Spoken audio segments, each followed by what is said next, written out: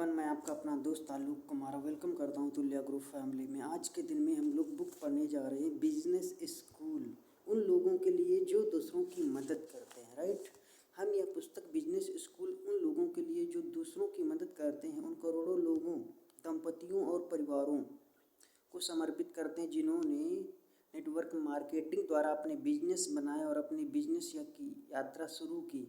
हमने अपना जीवन लोगों को इस बारे में शिक्षित करने में समर्पित किया कि इस तरह वित्तीय स्वतंत्रता हासिल की जाए। हमें ऐसे उद्योग के साथ जुड़ने में बहुत खुशी हो रही है जो लोगों को अपना खुद का बिजनेस शुरू करने के लिए बनाने में मदद करने के लिए समर्पित है। हर दिन आप अपने परिवार, मित्रों, पड़ोसियों और सहकर्मियों को शिक्षित करते हैं और उनके सामने अपना बिजनेस अवसर प्रस्तुत करते हैं। इसके लिए हम आपका सम्मान करते हैं और आपको धन्यवाद देते हैं। आप स्वयं उन लाभों और स्वतंत्रता को देख रहे हैं तथा अनुभव कर रहे हैं कि अपना खुद का बिजनेस करना कैसा लगता है। जैसा हमारी बेस्ट सेलिंग पुस्तक रिच डैड पुअर डैड और rich dad cash flow quadrant में बताया गया है कि एक बार आदमी सच्चाई को जान लेता है कि पैसा किस तरह काम आता है और संपत्ति बनाने का महत्वपूर्ण कुंजियाँ क्या है, तो फिर यह देखना आसान हो जाता है कि नेटवर्क मार्केटिंग बिजनेस बनाना बहुत से लोगों के लिए आदर्श बिजनेस हो सकता है। राइट, हम 2001 में प्रकाशित इस पुस्तक के पहले संस्करण को जबरदस्त लोकप्रियता से अभिभूत हैं।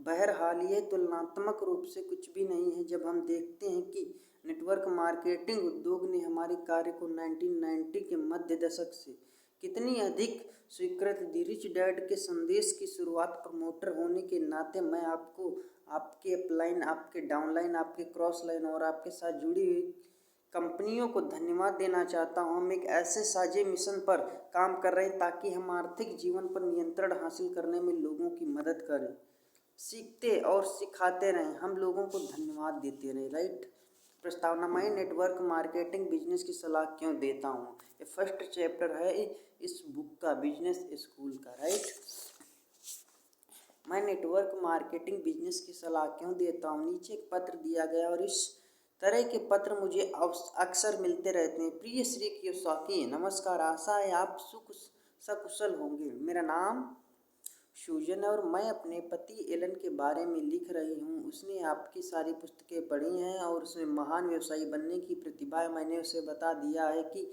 मैं आपको पत्र लिखने जा रही हूँ और किसी विषय में आपकी सलाह मांग रही हूँ।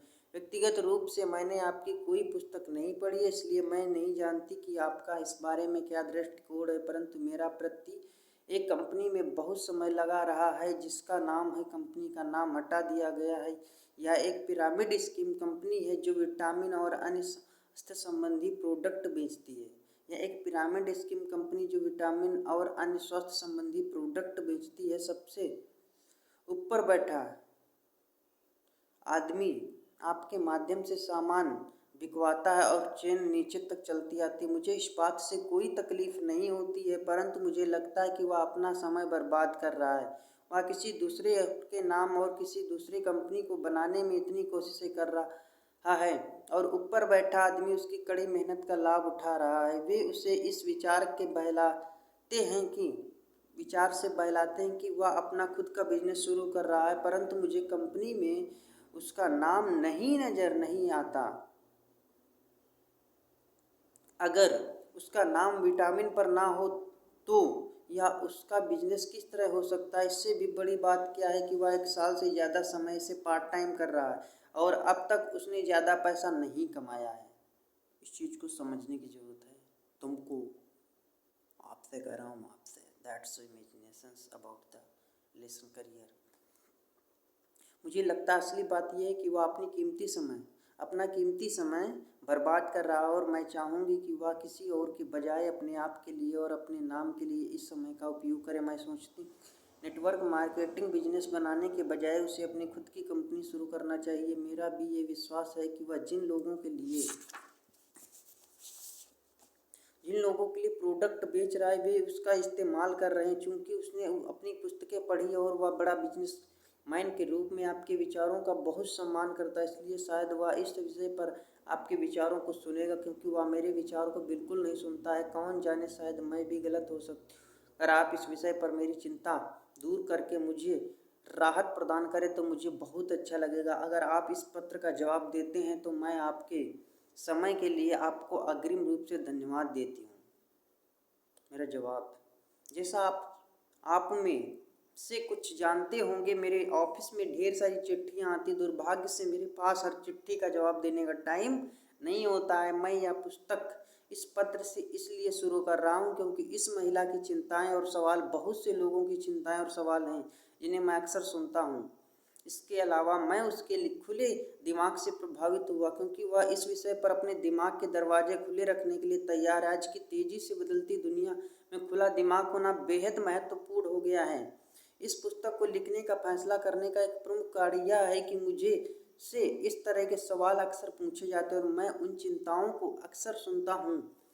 कई लोग जानना चाहते हैं कि मैं नेटवर्क मार्केटिंग बिजनेस की सलाह क्यों देता हूँ, खासकर तब जब मैं किसी एक कंपनी से जुड़ा नहीं हूँ, ना ही मुझे किसी नेटवर्क मार्केटिंग बिजनेस से आमदनी होती है। इसलिए मैंने यह पुस्तक मेरा जवाब देने के लिए लिखी है ताकि सारे सवालों के जवाब हमेशा के लिए दे दिए जाएं। जैसा आप इस पुस्तक को सिर्फ पृष्ठों की संख्या से देख सकते हैं, इस पत्र का मेरा जवाब सही है या गलत का जवाब नहीं है। अंत में मैं ये नहीं मानता कि नेटवर्क मार्केटिंग बिजनेस हर एक के लिए है। मुझे लगता है कि इस पुस्तक को पढ़ने के बाद आपको इस बात का ज़्यादा अंदाज़ा हो जाएगा कि नेटवर्क मार्केटिंग बिजनेस आपके लिए सही है या नहीं।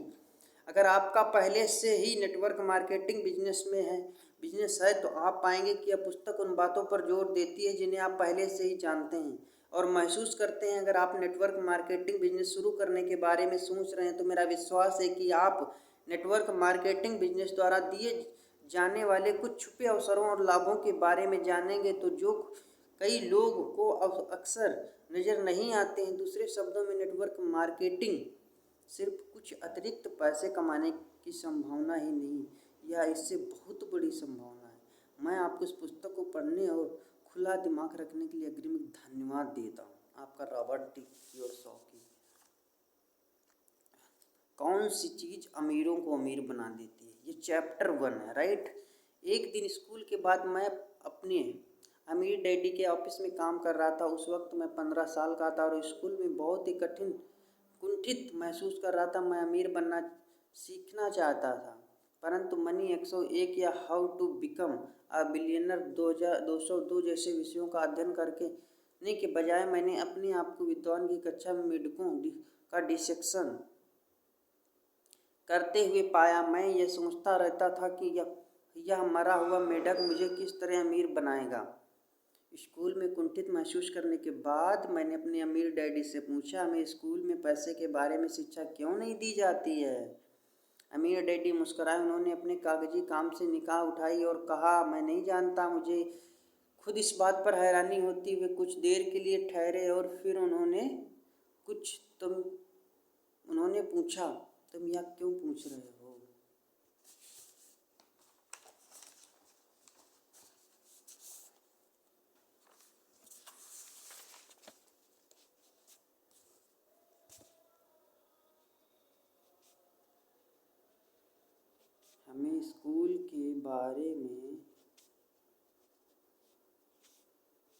हमें स्कूल में पैसों के बारे में क्यों नहीं शिक्षा दी जाती।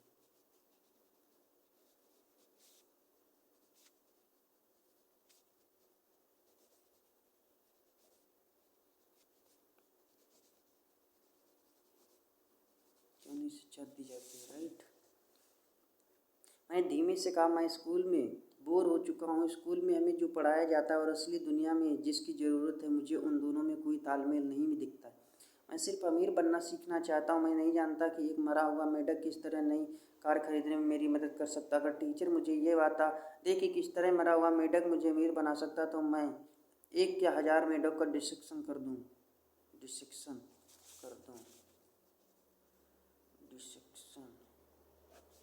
ओके। अमीर डैडी जोर से हंसे और उन्होंने पूछा, जब तुम अपने टीचर से मरे हुए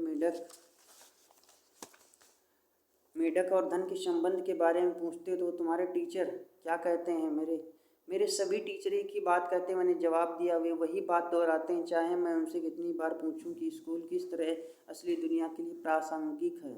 और वे क्या कहते हैं, वे कहते हैं तुम्हें अच्छे नंबर लाने की ज़रूरत है ताकि तुम्हें सुरक्षित नौकरी मिल सके। मैंने जवाब दिया, ज़्यादातर लोग यही चाहते हैं। इन्हें कहा, ज़्यादातर लोग नौकरी पाने और किसी तरह की आर्थिक सुरक्षा हासिल करने के लिए स्कूल जाते हैं, राइट। परंतु मैं ये नहीं चाहता, मैं किसी और के लिए काम करने वाला कर्मचारी नहीं बनना चाहता। मैं अपनी ज़िंदगी इस तरह से नहीं गुजारना चाहता कि कोई दूसरा मुझे बताए कि मैं कितना धन कमा सकता हूँ, या मैं कब काम करूँ, या मैं कब छुट्टी मनाने जा सकता हूँ। मैं स्वतंत्र रहना चाहता हूँ, मैं अमीर बनना चाहता हूँ, इसलिए मैं नौकरी करना नहीं चाहता। उन लोगों के लिए जिन्होंने मेरी रिच डैड पुअर डैड पुस्तक ना पढ़ी हो, मैं बता दूं कि मेरे अमीर डैडी मेरे सबसे अच्छे दोस्त के डैडी थे। हालांकि उन्होंने जीरो से अपना सफ़र शुरू किया और उनके पास कोई औपचारिक शिक्षा नहीं थी, परंतु वे अंततः हवाई राज्य के सबसे अमीर लोगों में से एक बन गए। मेरे गरीब डैडी यानी मेरे असली डैडी बहुत उच्च शिक्षित थे और एक ऊंची तनख्वाह वाले सरकारी अधिकारी थे।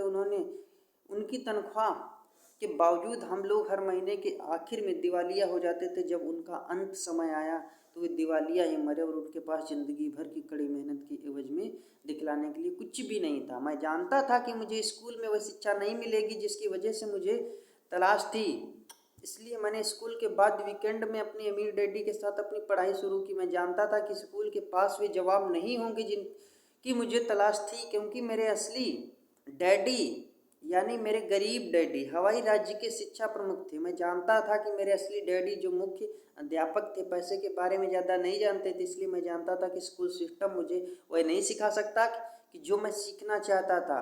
15 वर्ष की उम्र में यह नहीं जानना चाहता था कि अमीरों के लिए काम करने वाला कर्मचारी कैसे बना जाए, बल्कि मैं ये जानना चाहता था कि अमीर कैसे बना जाए।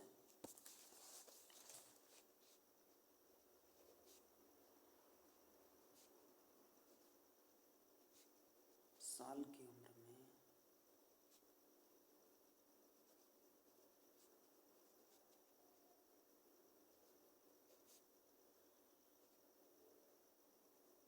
कर्मचारी बना जाए,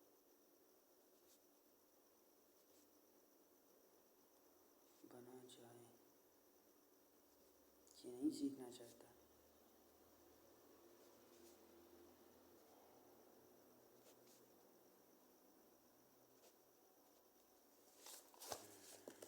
मैं किसी ऐसे वयस्क की तलाश करने लगा जो मुझे पैसों के बारे में सिखा सके, क्योंकि मैंने देखा कि मेरे माता पिता पैसे की तंगी के कारण अक्सर झगड़ते रहते थे। इसलिए मैं अपने अमीर डैडी के पास पढ़ने के लिए आया।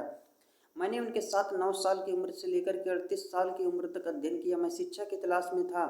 वह मेरा बिजनेस स्कूल था, असली ज़िंदगी का बिजनेस स्कूल। अपने अमीर डैडी की ट्रेनिंग की बदौलत 47 वर्ष की उम्र में रिटायर हो सका। मैं आर्थिक चिंताओं से जीवन भर के लिए पूरी तरह मुक्त हूँ। अगर मैंने अपने अमीर डैडी की सलाह मानी होती, यानी 65 साल की उम्र तक अच्छा कर्मचारी बनने की सलाह, तो मैं आज भी कहीं नौकरी कर रहा होता, अपनी नौकरी की सुरक्षा को लेकर चिंतित होता और अपने पेंशन प्लान को लेकर चिंतित होता, जिसमें म्यूचुअल फंड होते हैं और जिनका मुख्य मूल्य लगातार कम हो रहा है। मेरे अमीर डैडी और मेरे गरीब डैडी की सलाह में अंतर सीधा सा था। मेरे गरीब डैडी हमेशा कहते थे स्कूल जाओ, अच्छे नंबर लाओ, ताकि तुम्हें एक सुरक्षित नौकरी मिल सके जिसमें दूसरे लाभ भी हो सके। मेरा अमीर डैडी की सलाह थी अगर तुम अमीर बनना चाहते हो तो तुम्हें बिजनेस मालिक और निवेशक बनने की ज़रूरत है। मेरी समस्या ये थी कि स्कूल में ना तो मुझे बिजनेस मालिक बनना सिखाया जाता था, ना ही निवेशक बनना सिखाया जाता था। एम आई राइट? अगर आप अमीर बनना चाहते हैं तो आपको एक बिजनेस मालिक और निवेशक बनने की ज़रूरत है। थॉमस एडिसन अमीर और प्रसिद्ध क्यों थे?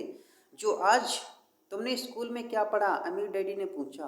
कुछ देर सोचने के बाद मैंने जवाब दिया, हमें थॉमस एडिसन के जीवन के बारे में पढ़ाया गया। वे एक महत्वपूर्ण व्यक्ति थे और उनके जीवन का अध्ययन अवश्य किया गया जाना चाहिए। अमीर डैडी ने कहा, तो क्या तुम लोगों ने ये चर्चा की कि वे किस तरह अमीर और प्रसिद्ध बने? नहीं, मैंने जवाब दिया, हमने केवल उनके आविष्कारों के बारे में चर्चा की, जैसे कि बिजली का बल्ब। अमीर डैडी मुस्कुराए और उन्होंने कहा, अच्छा, तुझे टीचर के विरोध के बोलते हुए बुरा लग रहा, परंतु थॉमस एडिसन ने बिजली के बल्ब का आविष्कार नहीं किया, हालांकि उन्होंने इसे आदर्श जरूर बनाया। अमीर डैडी के बाद में यह बताया कि थॉमस एडिसन उनके हीरो थे और उन्होंने उनकी जीवनी पढ़ी तो फिर उन्हें इसका आविष्कार करने का श्रेय क्यों दिया जाता है? मैंने पूछा।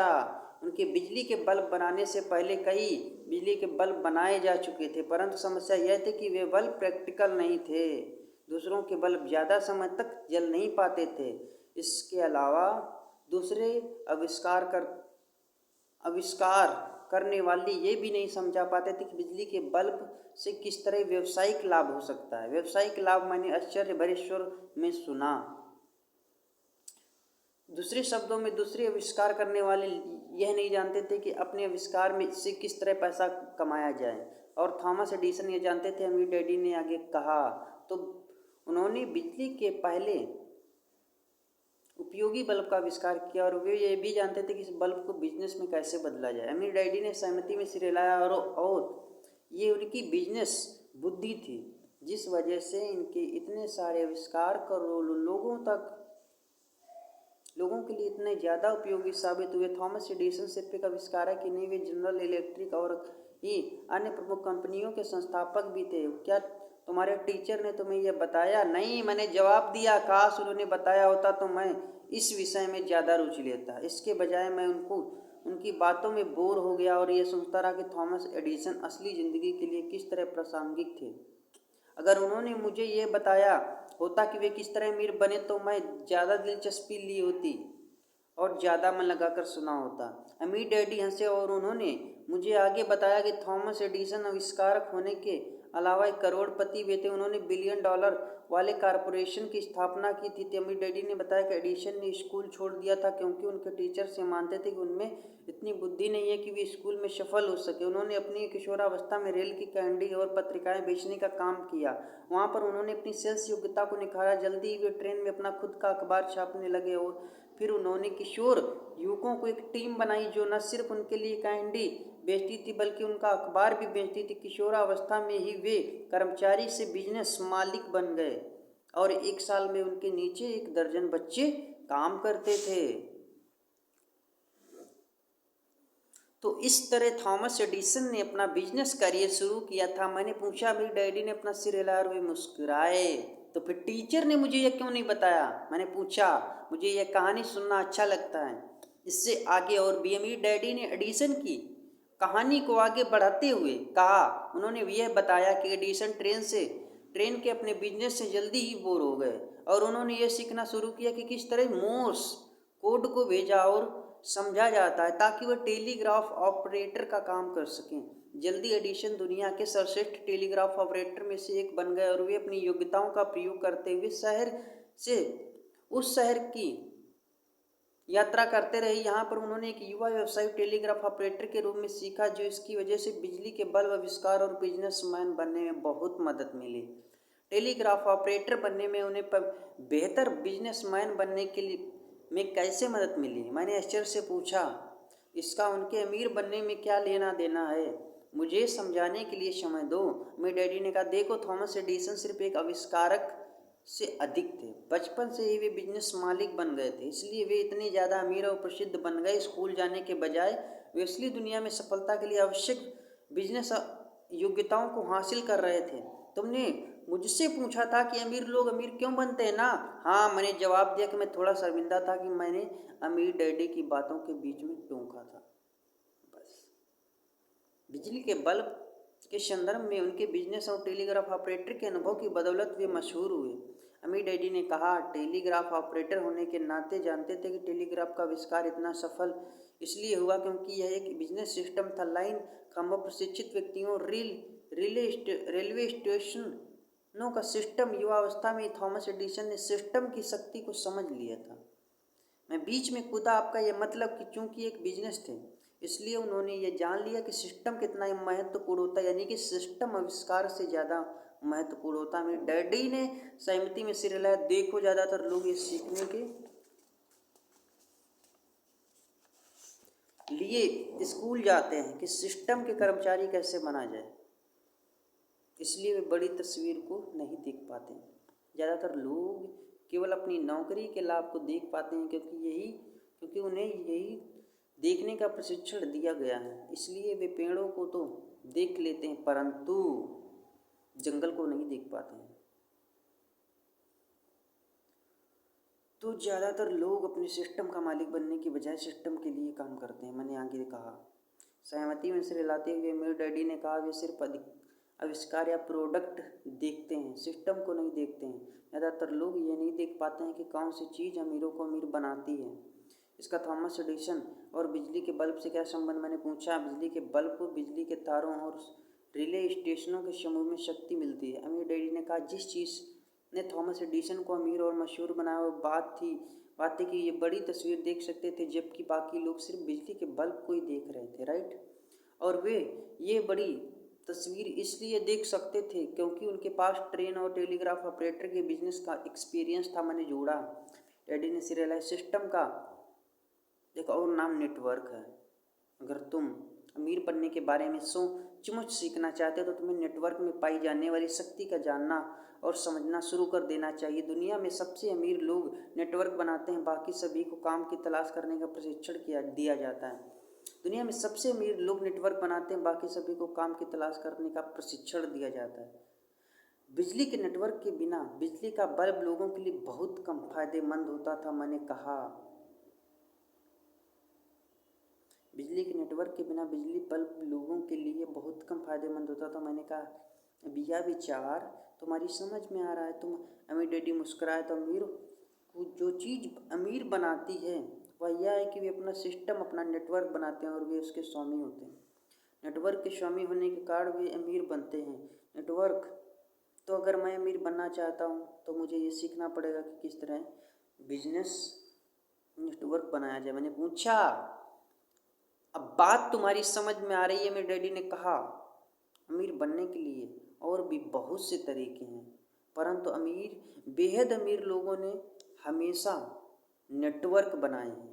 देखो कि जॉन डी रॉकफेलर किस तरह दुनिया के सबसे अमीर आदमियों में से एक बने। उन्होंने तेल की सिर्फ ड्रिलिंग ही नहीं कि जॉन डी रॉकफेलर दुनिया के सबसे अमीर आदमियों में से एक इसलिए बन गए, उन्होंने पेट्रोल पंप, डिलीवरी ट्रकों, जहाजों, पाइपलाइनों का नेटवर्क बनाया। वे अपने नेटवर्क के द्वारा इतने अमीर और शक्तिशाली बन गए कि अमेरिका सरकार ने मोनोपोली कहकर उन्हें अपना नेटवर्क तोड़ने के लिए विवश कर दिया।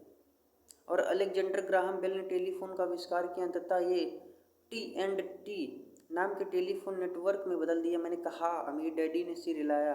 और बाद में नेटवर्क रेडियो आए और फिर टेलीविज़न नेटवर्क आए।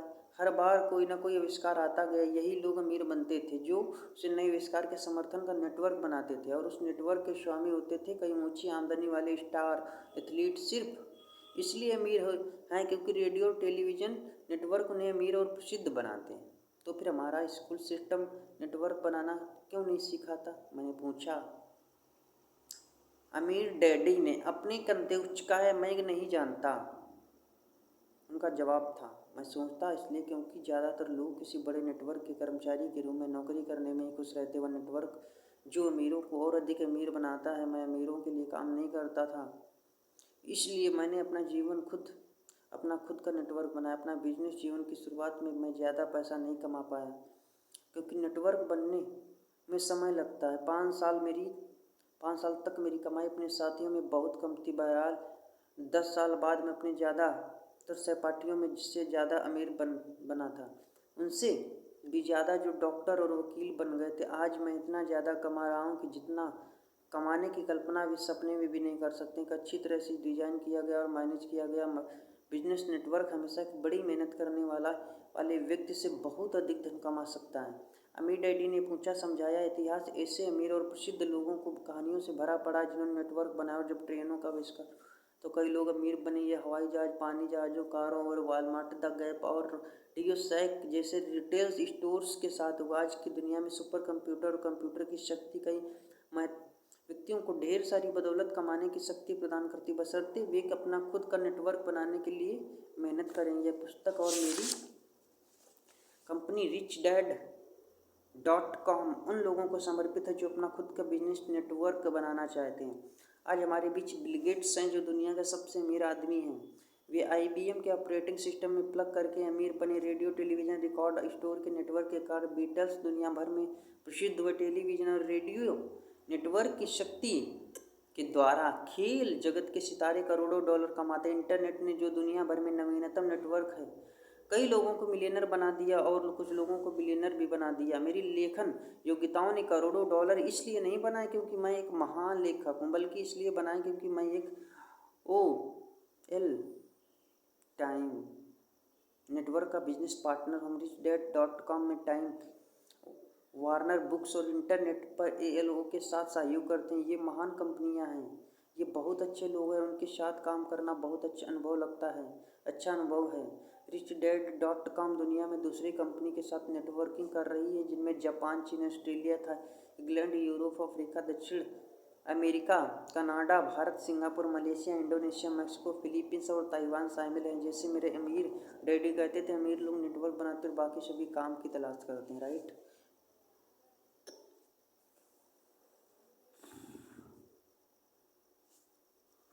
अमीर और ज़्यादा अमीर बनते हैं, राइट। हमसे हम में से अधिकांश ने ये कहावत सुनी होगी, एक जैसे पंख वाले पक्षी इकट्ठा उड़ते हैं। ये कहावत न सिर्फ पक्षियों के बारे में सही है, बल्कि यह अमीर लोगों, गरीब लोगों और मिडिल क्लास लोगों के बारे में भी सही है।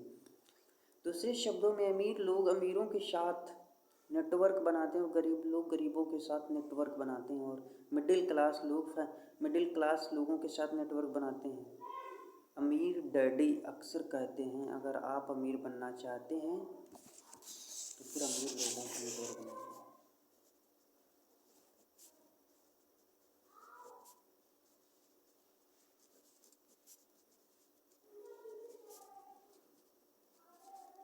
बनना चाहते हो तो अमीर लोगों का नेटवर्क बनाओ।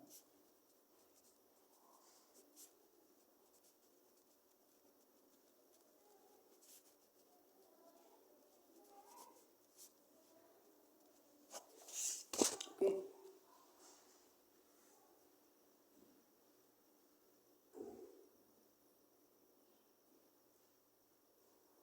कई लोग जिंदगी भर ऐसे लोगों के साथ काम करते हैं, ऐसे लोगों के साथ नेटवर्किंग करते हैं जो उन्हें आर्थिक रूप से पीछे रहते हैं। ये पुस्तक आपको ये विचार प्रदान करना चाहती है कि नेटवर्क मार्केटिंग बिजनेस एक ऐसा बिजनेस है जिसमें ऐसे लोग हैं जो ज़्यादा अमीर बनने में आपकी मदद करेंगे। आप खुद से ये सवाल पूछ कर देखें, जिस कंपनी के लिए मैं काम करता हूँ और जिन लोगों के लिए मैं अपना समय देता हूँ, क्या वे मुझे अमीर बनाने के लिए समर्पित हैं? क्या उन लोगों की और मेरी कंपनी की दिलचस्पी मुझसे सिर्फ कड़ी मेहनत करवाने तक ही सीमित है?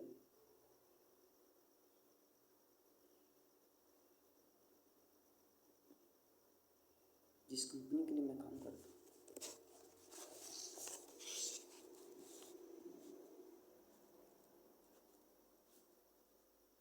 जिस कंपनी के लिए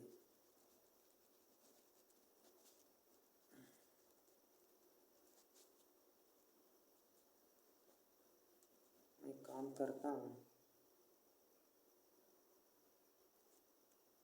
जिन लोगों के लिए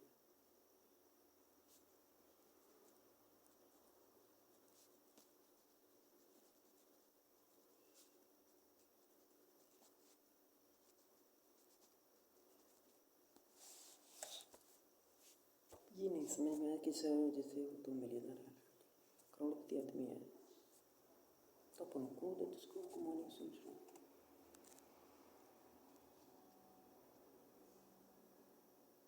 मुझे करोड़पति बनाने की कोई नहीं सोच रहा।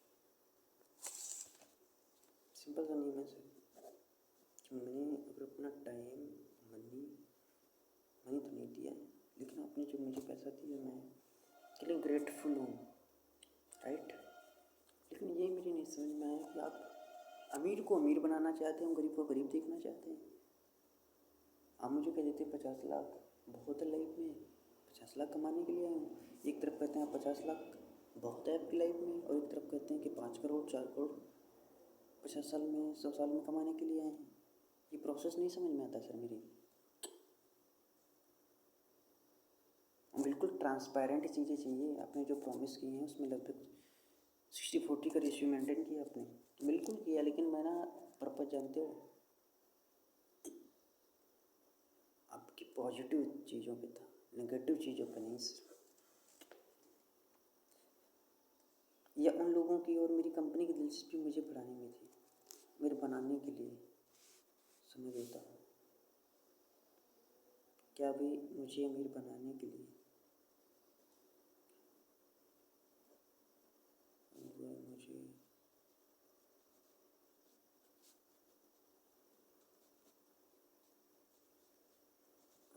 बनाने के लिए समर्पित हैं। तो टाइम लगेगा इस मॉडर्न दुनिया में, आप कितना टाइम मांगेंगे? 1 डिकेड नहीं लगेगा सर। मैंने 5 साल का संकल्प किया है, 5,000 का कम से कम मालिक बनना है। बस सिंपल सा नियम है, क्योंकि इतना टाइम जो उन चीज़ों पे मैंने काम ही किया है, एक्टिविटीज़ की हैं, तो फिर इतना टाइम क्यों स्पेंड करें सर? एक्स्ट्रा करिए the biggest money maker, what you think बिगेट me life. मुझे पैसा नहीं मिला, समर्पित हैं। या उन लोगों की ओर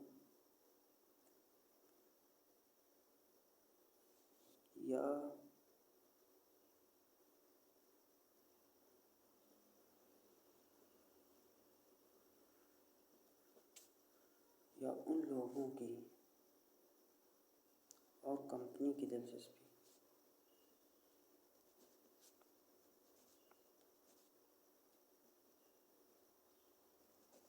छोटी छोटी प्रॉब्लम्स नहीं हैंडल हो रही मुझसे, सिर्फ कड़ी मेहनत।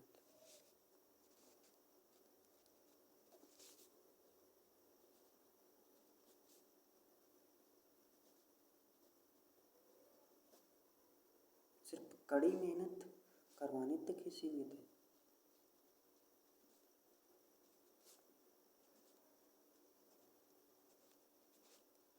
तो किस सीमित है?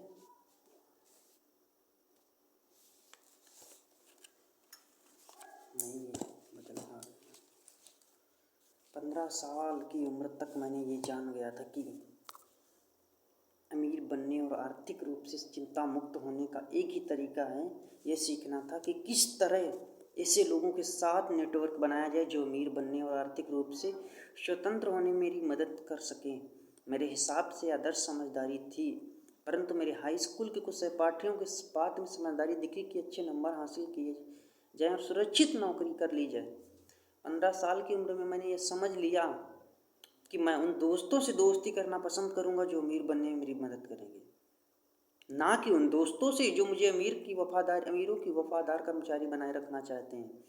जब मैं अपने जीवन की तरह पीछे पलट कर देखता हूँ तो मैं पाता हूँ कि 15 साल की उम्र में मैंने जो फैसला किया था वह जीवन बदलने वाला फैसला था।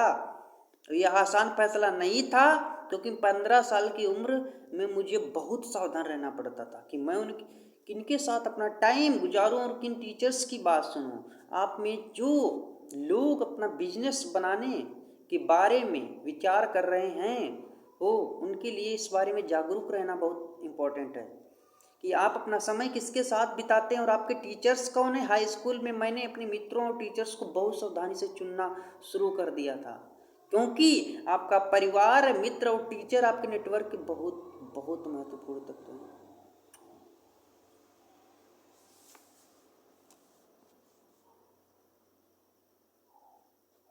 स्टूडेंट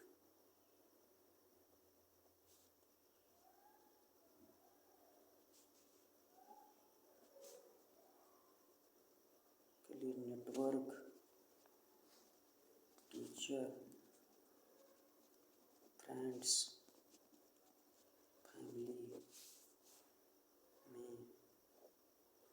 बहुत सावधान रहने की जरूरत है। मैं कंट्रोवर्सी नहीं करता, विरोध नहीं कर रहा हूँ, ये सिंपल सा रूल सर है कि अमीर लोगों को अमीर बनाया जा रहा है। मेरी बात नहीं समझ में।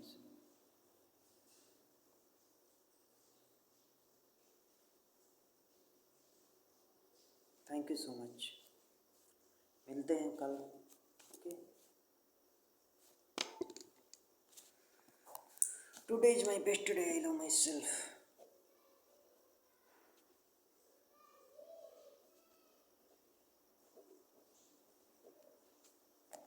देखो, अपना दिमाग से अगर कुछ दूसरे को नहीं बना, ऐसा पॉसिबल हो पाएगा? नहीं हो पाएगा।